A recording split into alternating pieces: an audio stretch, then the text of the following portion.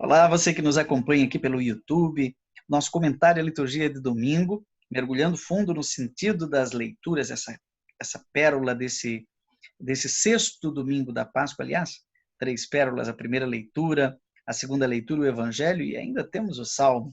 E está aqui conosco para nos ajudar nesse mergulho maravilhoso, o Padre Cláudio Bus, professor de Bíblia na Faculdade de Uniana. Tudo bem, Padre Cláudio? Olá, Padre João, e você? Olá também a todos que nos acompanham, né, para que a gente possa nos aprofundarmos na liturgia desse final de semana. Então, eu gostaria de dizer para você que nos acompanha, que já percebeu que temos aqui nesse canal no YouTube, Padre Joãozinho, essa oportunidade semanal, sempre na sexta-feira, preparando o seu coração para a liturgia de domingo, que você pode também ter acesso ao texto escrito, também você que é padre, você que está preparando já sua homilia para esse final de semana, e eu vou compartilhar a tela. Aqui, o Padre Cláudio Bus preparou para nós um comentário, né, por escrito. Então, veja aí, ó, aqui você tem o site do Conventinho. Tanto o Padre Cláudio quanto eu moramos nessa comunidade que tem 63 membros, muitos deles estudantes de teologia, 40 estudantes de teologia, que são nossos alunos, né? Então, você pode entrar nesse site, conhecer cada um de nós, mas hoje eu quero mostrar especialmente aqui, ó, nós já temos o campo do Padre Cláudio Bus, onde você vai encontrar o comentário, por exemplo, da semana passada, o quinto domingo do tempo pascal, ano A, né? Temos aqui já uma proposta de homilia, né? E também sugiro que você conheça aí as nossas redes sociais, se você conhecer alguém que quer ser um deoniano, né? Ou mesmo um benfeitor dessa obra, ou estar integrado conosco na oração, reze conosco. Muito bem. Então, conventinho.com.br. Padre Cláudio Bus, hoje nós estamos nos preparando para o sexto domingo da Páscoa. Na semana passada nos preparamos para o quinto domingo da Páscoa e agora estamos no sexto domingo da Páscoa, né?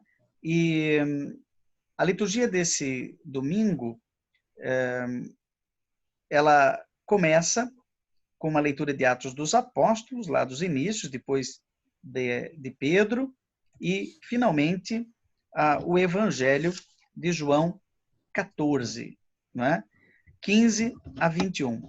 Esse Evangelho de João 14, 15 a 21, fala já do Espírito da Verdade, já aquece o nosso coração para Pentecostes que está para chegar.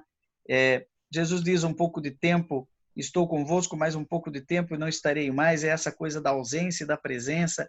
Como é que nós poderíamos compreender o significado deste texto de João no sexto domingo da Páscoa, neste dia 17 de maio? Então, esse sexto domingo, ele retoma o discurso de despedida de Jesus, que nós vimos no domingo passado, né? Jesus é o caminho, a verdade e a vida, mas nesse final de semana o Evangelho nos aprofunda numa temática muito importante para a nossa caminhada, né? Que é a sua ausência, vamos dizer assim, a sua ausência corporal. Preparou os seus, prepara a nós, e justamente nos prepara para nos colocar nessa dinâmica do próprio Espírito. Então, nós vemos que o Evangelho ele possui duas partes, que talvez a gente até pode acompanhar na nossa Bíblia, né? Já que o Evangelho é Padre Cláudio, desculpa te interromper, eu até coloquei aqui, compartilhei na tela, né, do próprio site da CNBB, né, o Evangelho. Então, aí, aquilo que você for falando, as pessoas estão vendo o texto aqui na sua frente. Que bom, que bom. Tá? Então, no versículo 15, se nós percebermos até o versículo 17, Jesus vai falar justamente sobre essa questão do envio do próprio Espírito, o Espírito da verdade, o Espírito defensor, Na segunda parte, do 18 ao 21, nós vamos perceber a presença, ou seja, a caminhada desse mesmo Espírito junto com a própria comunidade. Então, vejam, a realização da Páscoa de Jesus, a sua ressurreição, ela só se completa com o envio, né, do Espírito. Jesus, na sua vida terrena, se tornou o defensor, o advogado, né, dos seus discípulos. A partir de agora, o defensor, o advogado é o próprio Jesus, é o próprio Espírito Santo, que é o Espírito de Jesus. Jesus, então, está ausente, mas ao mesmo tempo... Desculpa te interromper. Aqui o defensor está com D maiúsculo. Seria o Paráclito? Essa palavra que o povo não entende, né? Paráclito. Isso, parakletos, né? Que vem do grego, que aí é traduzido pela maioria dos textos bíblicos como defensor, como advogado, como aquele que nos defende do mal, né? Das intempéries da vida, aquele que nos ajuda também a trilhar o nosso caminho diante das questões que estão presentes na nossa vida, das circunstâncias, como agora que nós estamos vivendo um tempo tão difícil, né? E é justamente esse espírito que nos ajuda a enfrentar com coragem, com parresia, podemos dizer assim, toda essa situação. Isso não retira, claro, em nada a dificuldade, não nos coloca dentro de uma bolha, dentro de um lugar separado, mas nos faz ter coragem. Mas não é aquela coragem de sair... A palavra parresia também é do grego, né? O que significa? Isso também é justamente essa franqueza, essa capacidade, essa coragem interior, mas não é aquela coragem imprudente, é uma coragem prudente de quem sabe dos limites, sabe das situações que está ocorrendo. Não é questão de a gente sair por aí, né, e dizer, olha, eu vou, né, me misturar com as pessoas, o vírus não vai me atingir, etc. Mas essa coragem interior, ou essa temperança interior de saber medir as coisas, mas sem desanimar. A gente pode dizer assim que é o espírito da esperança, né? Pedro vai nos falar na segunda leitura sobre esta questão da esperança dentro de uma realidade da qual a comunidade petrina, né, as comunidades ligadas a Pedro viviam, né? Há uma situação da qual eles vivem, uma situação de perseguição, uma situação de não compreensão, de serem até muitas vezes difamados, como está aí no versículo 26. E Pedro diz, olha, é preciso dar razão da vossa esperança. E essa razão da vossa esperança, ela não é dada através de um combate verbal, ou muitas vezes, né, de um certo ódio, de uma certa forma de dizer às pessoas, ou de ultrajar as pessoas. Uma polêmica religiosa, não se trata Isso. Não trata de uma polêmica, mas se trata justamente de combater o mal praticando o bem.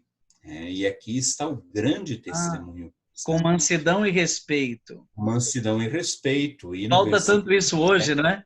Dar as razões da esperança com mansidão e respeito, sem palavrão, sem ira, isso, né? É como Jesus diz também nas bem-aventuranças, bem-aventurados vós os mansos, né? Então, veja, a mansidão, ela não quer dizer você aceitar tudo, não quer dizer você abaixar a cabeça, não quer dizer você se resignar.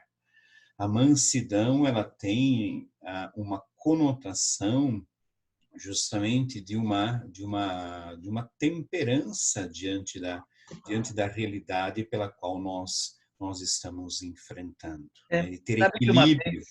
Uma vez eu pesquisei aí o significado daquele manso e humilde de coração de Mateus 11, que é tão importante para nós, e a palavra era praios, que para os gregos é muito claro, não é uma mansidão passiva, mas um equilíbrio vital, ou seja, aquela pessoa que está de bem com a vida, porque está integrado, é íntegro, integrado, é aquilo que você está chamando de temperado, né? Uma pessoa temperada, não tem sal de mais nem sal de menos, ira de mais nem ira de menos, ele está no tempero certo. É tão bom uma comida quando o tempero está correto, né? Faltou sal, parece que não tem sabor. Sal demais não dá para chegar no fim. Seria isso, a mansidão? É isso mesmo, a mansidão. Veja, um versículo 18, ele que sumariza aquilo que o texto vai dizer acima, né? Cristo morreu uma vez por todas por causa dos nossos pecados, o justo pelos injustos, ou seja, o que Pedro quer dizer aqui é que nós temos um exemplo a seguir, que é Jesus Cristo. Não é um outro exemplo qualquer, não é talvez um mito do qual às vezes nós criamos, né, em relação às pessoas, mas é justamente a pessoa de Jesus Cristo que viveu tudo isso com esses valores Aqui que tem o uma coisa próprio Deus nos falou. engraçada, né?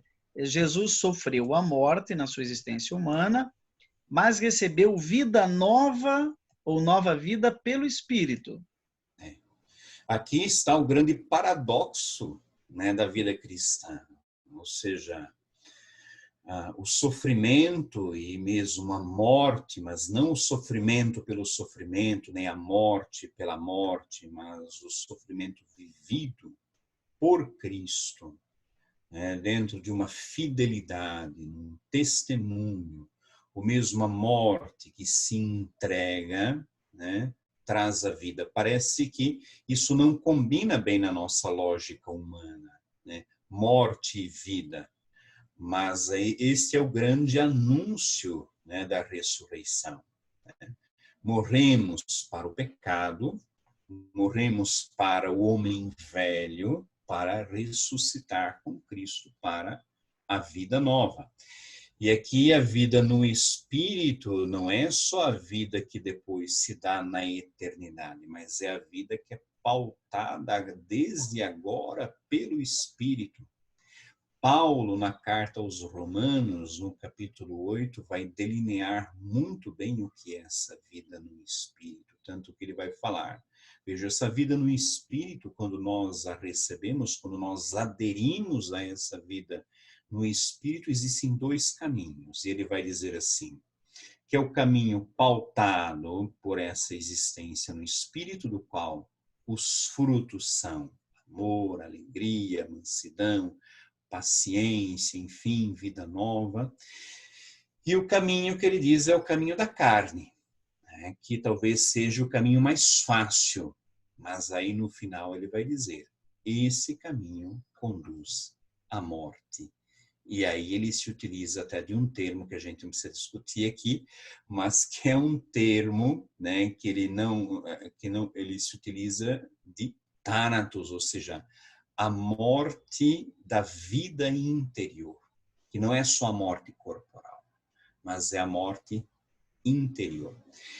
Na literatura, só para entrar um pouco nessa questão, Paulo é muito profundo quando ele vai definir essa, ou seja, vai nos mostrar que existe uma morte. E ele diz assim, nós que somos adormentados em Cristo. E aí o verbo que não vem ao caso aqui, eu apenas só falo aqui por ilustração, que é o verbo kuimao. Ele se utiliza um verbo da qual ele diz, bem, a morte se dá no corpo, mas o Espírito de Cristo que está em nós nos faz reviver e nos faz ressuscitar. Quando Paulo diz, bem, nós caminhamos segundo a carne, então a consequência disso é a morte, então sim, ele fala de thanatos, koimao, thanatos, né? Duas realidades que parecem, na tradução, serem a mesma coisa, né? Aqui dou um exemplo, eu sei que talvez confunda um pouco quem está aí, mas só para dizer como que a palavra de Deus ela é rica. Ela não nega a morte corporal. A palavra de Deus ela nega sim a morte espiritual, a morte do espírito, quando de fato nós vivemos de acordo com essa existência pautada no espírito. Muito bem. Mas voltamos ao Evangelho. Nós temos um Isso. Evangelho, então, que já nos deixa na expectativa de Pentecostes, que nós vamos ter agora, depois, a ascensão de Jesus, e daí já caminhamos para uma novena de Pentecostes. Nós estamos, liturgicamente, na 50ª Pascal. Não é? São 50 dias, 7 semanas de semana, e 7 vezes 7, 49. O 50º dia já é uma festa judaica, festa de Pentecostes. Nós ainda vamos falar dela nos comentários futuros, não vamos antecipar, mas o Espírito já vem chegando, esse gerúndio, esse dínamos, né? Então, aqui é chamado de defensor, né? Você veja como é toda uma liturgia de Pentecostes, vamos dizer, prelúdio de Pentecostes. Nós estamos na expectativa da vinda do Espírito, que nos dará nova vida. E aí eu queria perguntar para você, lá na primeira leitura, que é dos Atos dos Apóstolos, olha só, mistura João, Pedro e Lucas, né, nesse final de semana, que rico. E aí tem esse Filipe, que é um dos 12, um dos 7 diáconos, né? Não é o Filipe apóstolo, mas um dos 7 diáconos que havia sido escolhido. E ele está evangelizando.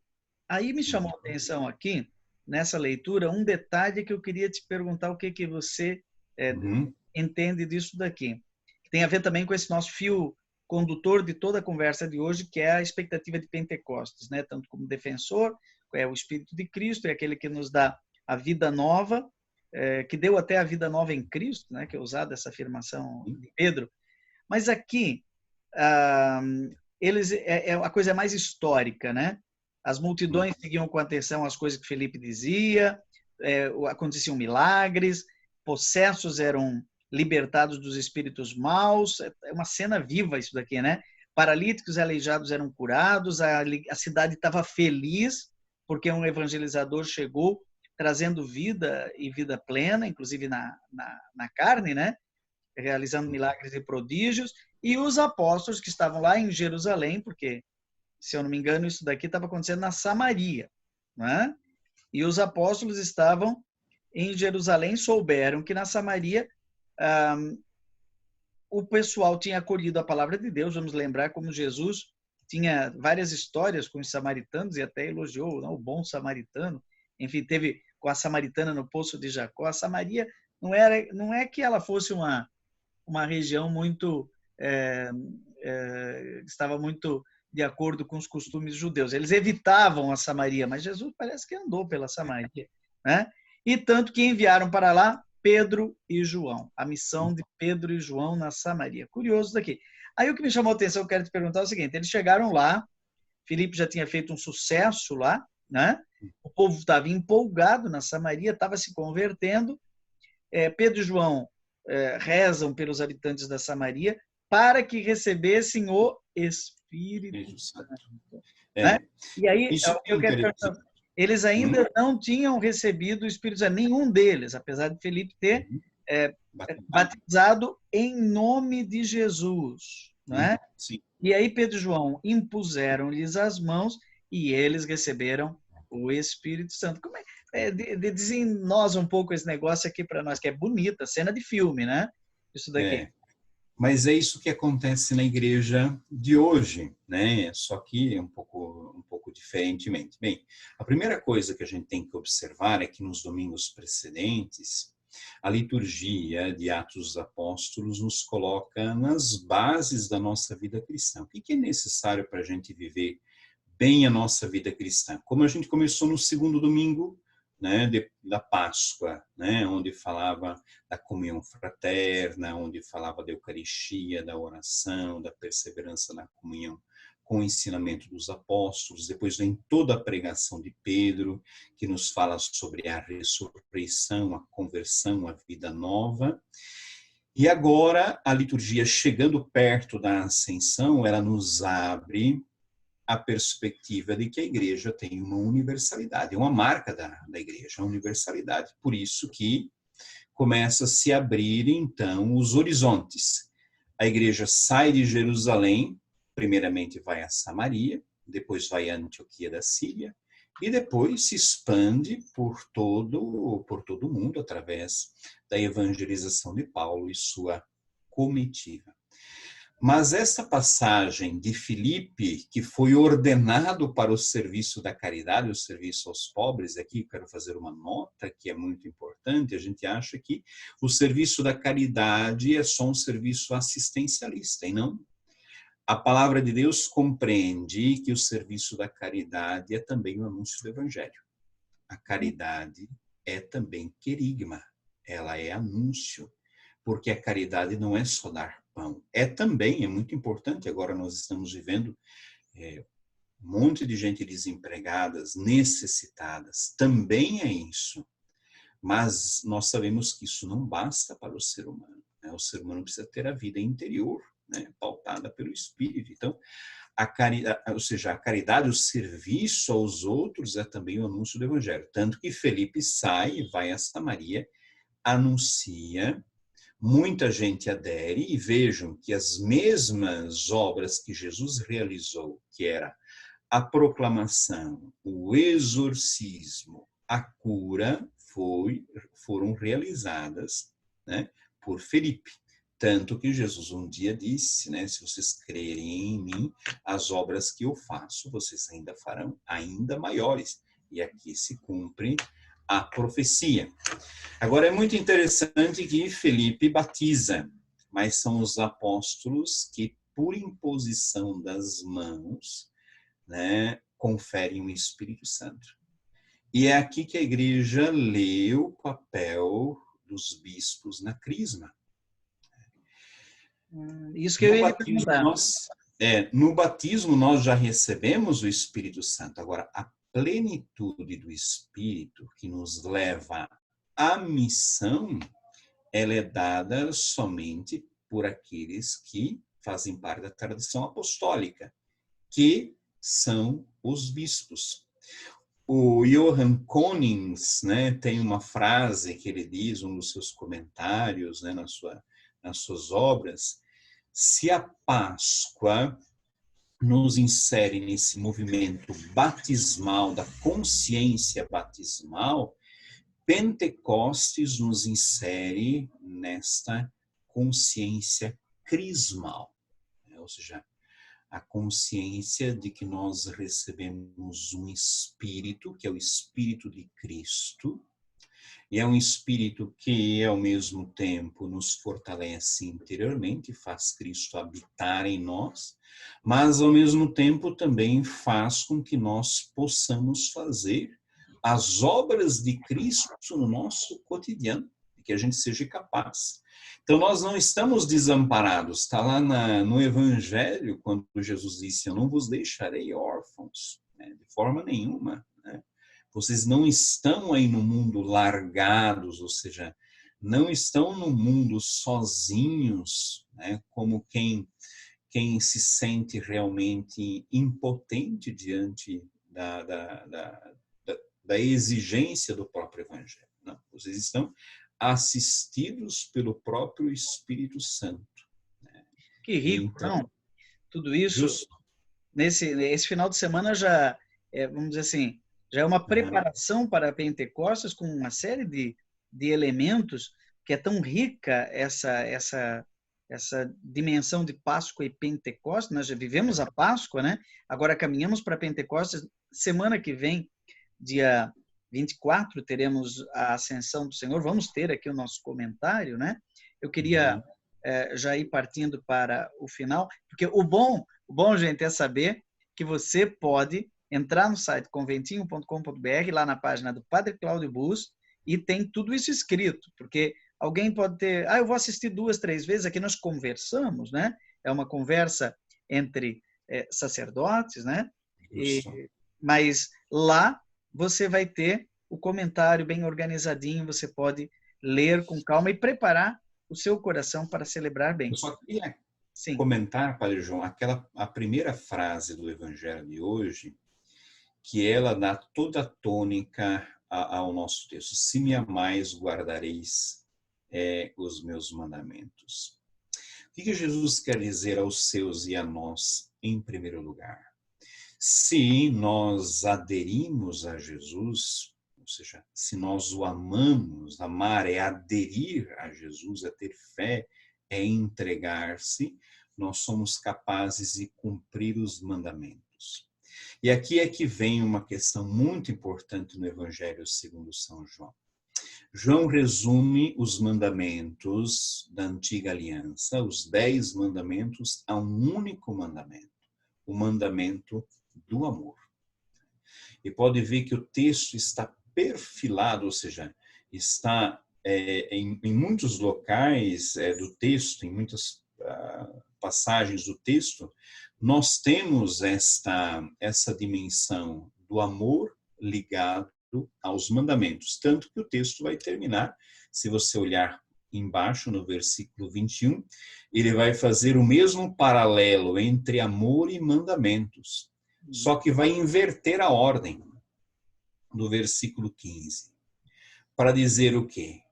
Se nós, de fato, aderimos, a Jesus, os mandamentos de Deus, o mandamento do amor, não é pesado, porque o fato de aderirmos a Jesus nos insere na sua vida, que é a vida do Espírito.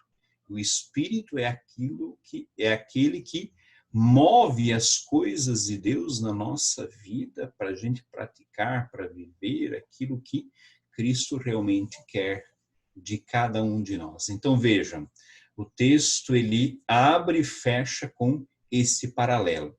A gente pode achar que amor e mandamento são duas coisas contrapostas, e não são. Né? Porque o cumprir os mandamentos é uma resposta que não é uma obrigação, mas é uma resposta de gratuidade. É aquilo que Cristo, de fato, já nos deu em abundância, através da sua própria ressurreição. Fechou com chave de ouro aí. Olha, padre, você que está nos acompanhando nesse momento de meditação da Palavra de Deus, desse sexto domingo do tempo pascal, olha aqui, ó. Se me amais, guardareis meus mandamentos. Quem acolheu meus mandamentos, esse me ama. Então, depois vai lá no conventinho.com.br, tire lá o comentário à liturgia de domingo do Padre Cláudio Busso, e nós vamos sempre deixar o Salmo para o final do nosso comentário como uma forma de oração. O Salmo é escolhido sob medida sempre para isso, para tornar a palavra de Deus oração em nosso coração. E convido você, também o Padre Cláudio, a rezarmos juntos. Eu vou rezar aqui, né? E nós podemos acompanhar em prece. Salmo 65. Aclamai o Senhor Deus, ó terra inteira, cantai salmos a seu nome glorioso. Dai a Deus a mais sublime louvação. Dizei a Deus como são grandes vossas obras. Toda a terra vos adore com respeito e proclame o louvor de vosso nome. Vinde ver todas as obras do Senhor, seus prodígios estupendos entre os homens. O mar ele mudou em terra firme e passaram pelo rio a pé enxuto. Exultemos de alegria no Senhor, ele domina para sempre com poder. Todos vós que a Deus temeis, vinde escutar.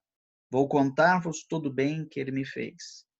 Bendito seja o Senhor Deus que me escutou, não rejeitou minha oração e meu clamor, nem afastou longe de mim o seu amor. Glória ao Pai, ao Filho e ao Espírito Santo, como era no princípio. Como era no princípio, agora e sempre. Amém. Amém.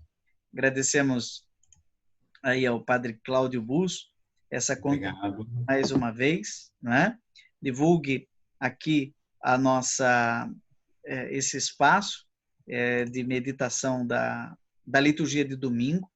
Prepare seu coração, né? Para celebrar bem.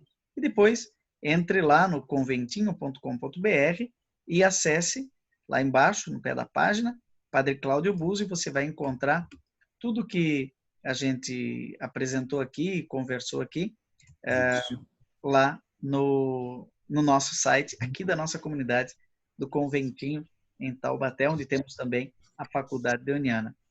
Obrigado, Padre Cláudio. Obrigado a você, obrigado a quem nos acompanha, a todos. A bênção de Deus seja sobre nós. Amém. Amém.